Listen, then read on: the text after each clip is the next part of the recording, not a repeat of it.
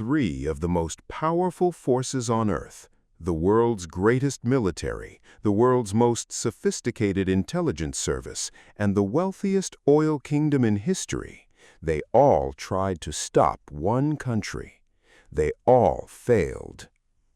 Why America, Israel, and Saudi Arabia all failed to stop Iran's rise. To understand how Iran outmaneuvered three superpowers, you first have to understand the most embarrassing secret in American foreign policy. America didn't just fail to stop Iran. America built Iran. In 1953, the CIA orchestrated a coup.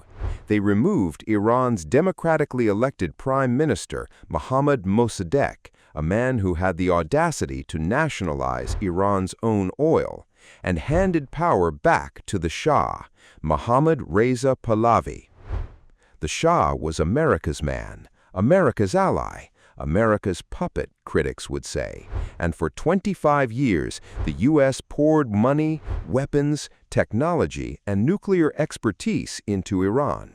In 1957, the two nations signed a civil nuclear cooperation agreement, the ironic foundation of the very program America would spend decades trying to destroy.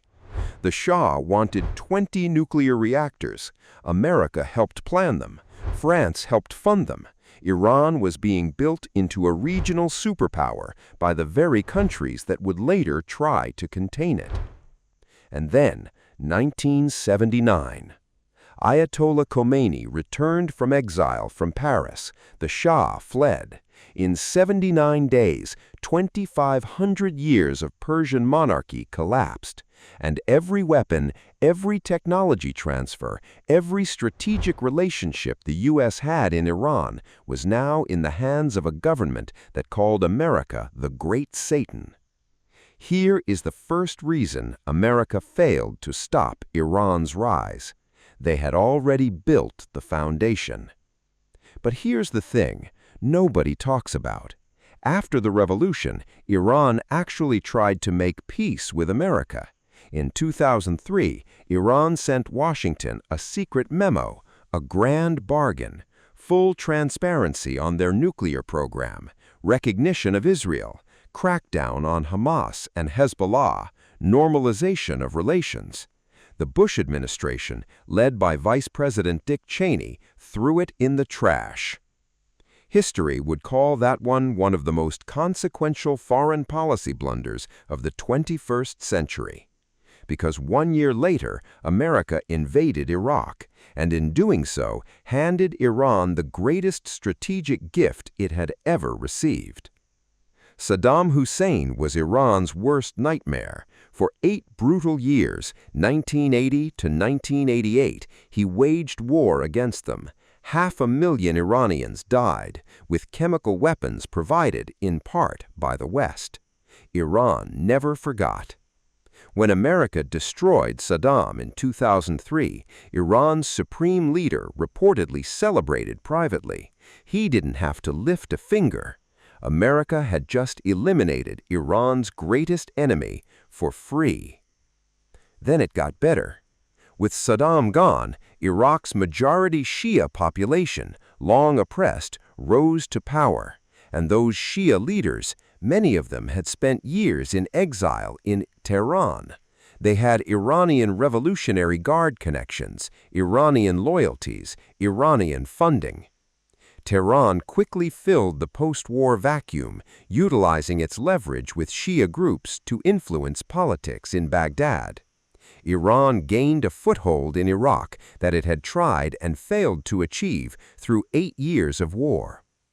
America spent $2 trillion destroying Iran's greatest enemy and accidentally handing Iran its greatest ally. Here is the second reason America failed. Every military intervention in the region created a vacuum, and Iran had a plan for every vacuum.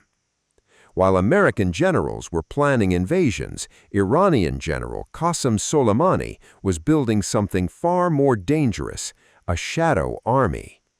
Soleimani ran the Quds Force, the elite overseas arm of Iran's Revolutionary Guards. His job wasn't to fight wars, his job was to make wars unwinnable. He didn't need aircraft carriers, he needed patience. In Lebanon, he backed Hezbollah, turning a ragged militia into what Israeli intelligence would later call the most heavily armed non-state actor in human history. 150,000 rockets, precision missiles, underground tunnel networks stretching hundreds of kilometers. In Iraq, he wove a web of Shia militias, the Popular Mobilization Forces, that would eventually be semi-officially incorporated into the Iraqi government itself. In Syria, when Assad's regime was collapsing in 2013, Soleimani flew to Moscow and reportedly convinced Putin to intervene. Iran invested an estimated $30 to $50 billion in keeping Assad in power. In Yemen, he saw Saudi Arabia's southern flank exposed, vulnerable, and backed the Houthi rebels, turning Yemen into a bleeding wound on Riyadh's doorstep. Analysts began calling it the Shia Crescent. King Abdullah said it with fear. Tehran just called it what it was, a forward defense strategy. Don't fight your enemies at home, fight them everywhere else, at once, forever. It was brilliant, and it was almost completely impossible to stop. Saudi Arabia had one job, one obsession: stop Iran. The House of Saud and the Islamic Republic have been locked in what scholars call the Middle East's Cold War, a battle for regional supremacy dressed in religious language: Sunni versus Shia, Mecca versus Tehran, the monarchy versus the revolution. Saudi Arabia had the money, it had the weapons, American weapons, the finest in the world. It had the backing of every Sunni Arab state. It had Washington's full blessing. It lost, comprehensively. Lebanon first. Saudi Arabia poured billions into Sunni political factions to counter Hezbollah. In 2008, when Hezbollah briefly seized Beirut in a show of force, Saudi-backed politicians could do nothing. Hezbollah controlled the streets, the ports, the government ministries. When Saudi-backed Prime Minister Saeed Hariri tried to push back, Hezbollah made it very clear who actually ran Lebanon. In 2017, Hariri flew to Saudi Arabia and announced his sudden resignation on live television. Many observers, including French President Macron, believed he had been detained by his Saudi patrons in a desperate failed power play. Round 1. Iran. In 2015, Saudi Crown Prince Mohammed bin Salman launched what he promised would be a swift military campaign to crush the Iranian-backed Houthis. He called it Operation Decisive Storm. 10 years later, it had become one of the world's worst humanitarian crises. 21 million people needing aid, and the Houthis, stronger than ever, launching ballistic missiles at Riyadh, blockading the Red Sea, striking oil tankers and disrupting global shipping lanes. Saudi Arabia spent over $100 billion on its Yemen campaign. The Houthis had started with pickup trucks and AK-47s. They ended up with precision drones, anti-ship missiles, and ballistic weapons capable of hitting Tel Aviv. The operation failed to unify the country or restrain the Houthis. All it did was deepen Iranian support to the insurgents. Round 2. Iran. In 2023, humiliated and exhausted, Saudi Arabia did the unthinkable. It flew to Beijing, not Washington, and signed a normalization deal with Iran, brokered by China, without consulting America. The country that had spent decades trying to contain Iran had just normalized relations with it, under Chinese mediation. Here is the third reason Saudi Arabia failed. Money cannot buy what Iran was selling. Iran wasn't selling oil. It was selling ideology, purpose, resistance.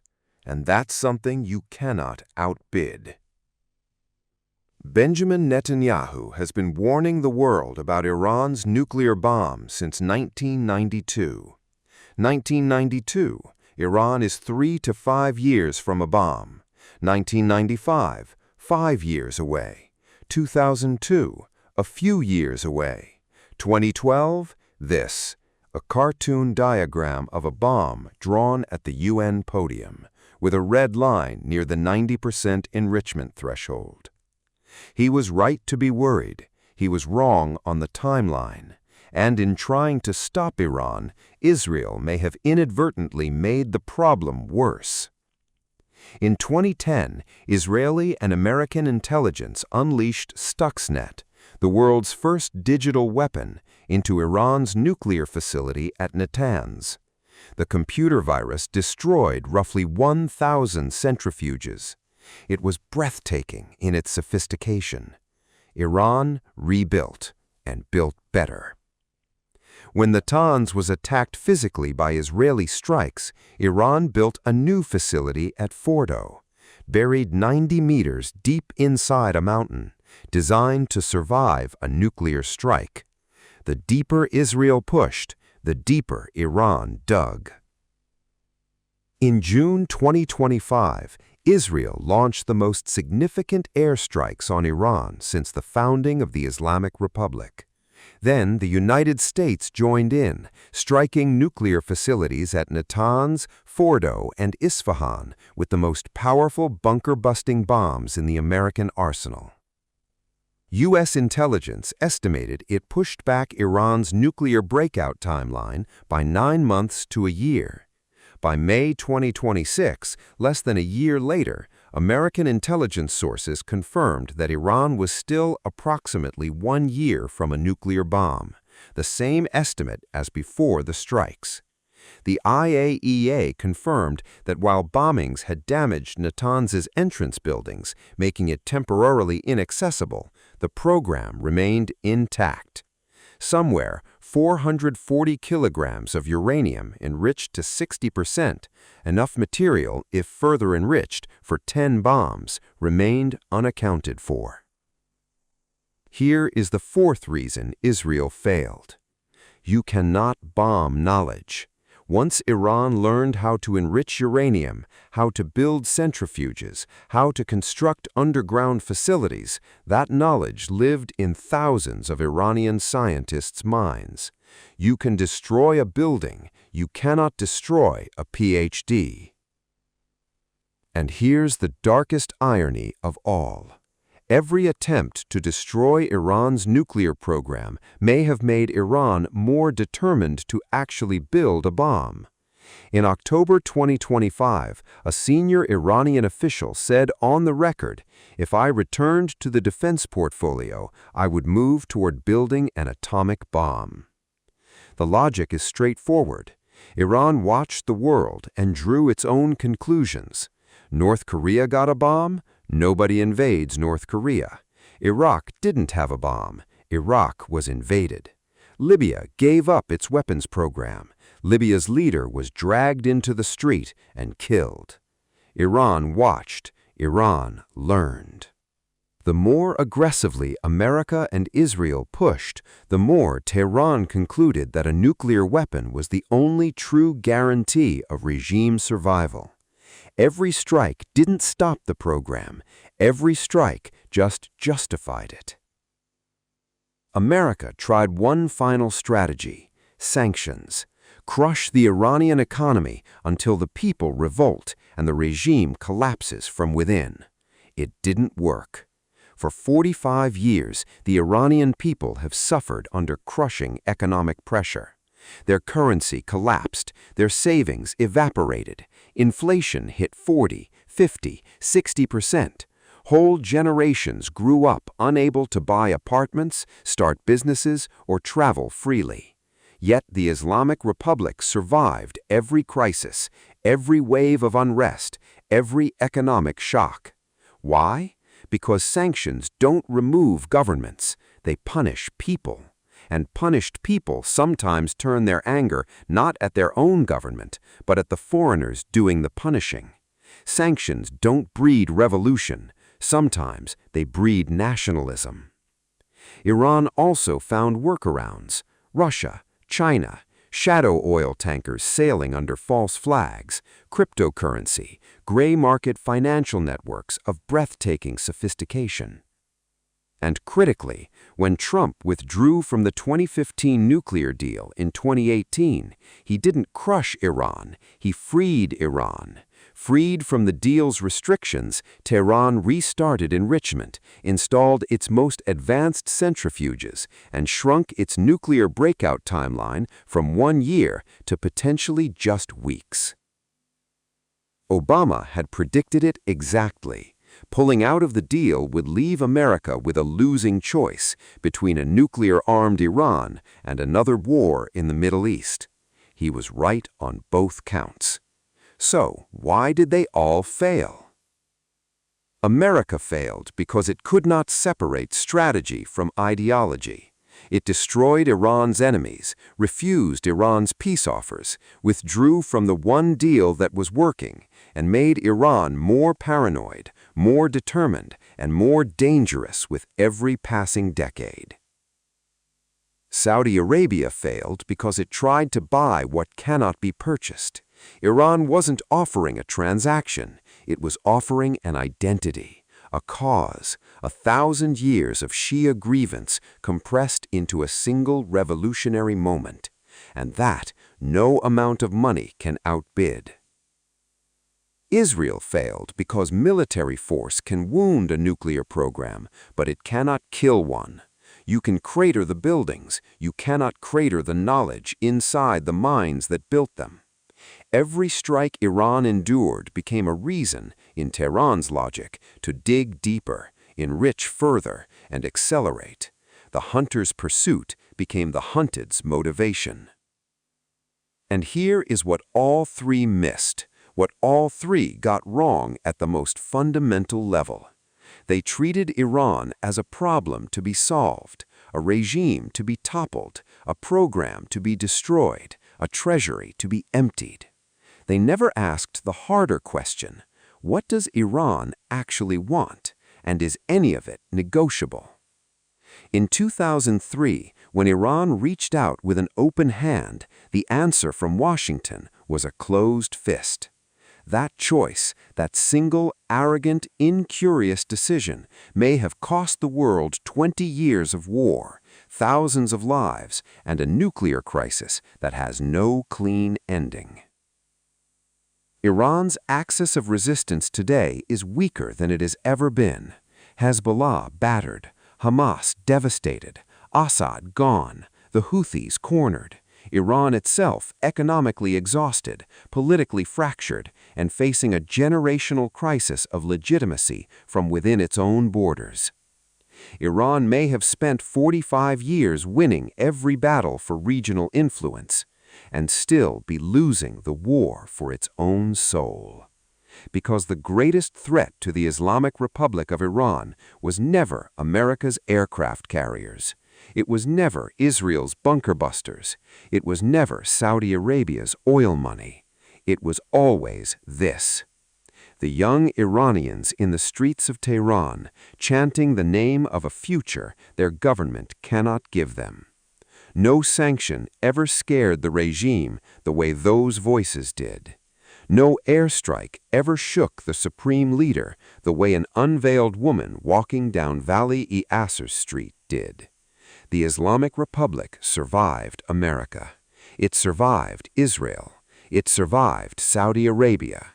The question, the only question that matters now, is whether it can survive its own people. That is the story that has not ended yet. The supreme art of war is to subdue the enemy without fighting.